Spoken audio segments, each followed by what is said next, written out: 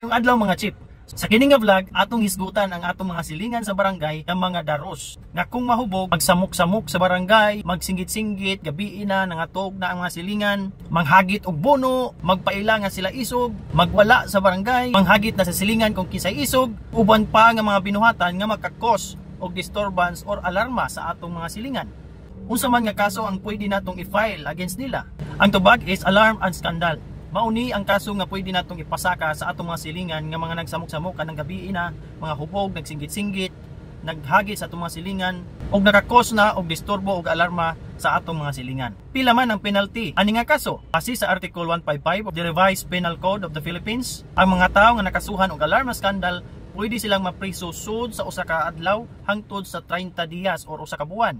Pwede sa silang magkamulta or fine sa kantidad nga dili mulapas sa 40,000. Sumao na siya mga chip. So kung naatay mga silingan, mga kabarangay nga ingana ang batasan, palihog kog share ni nga video para sila ma-aware. So daghang salamat mga chip.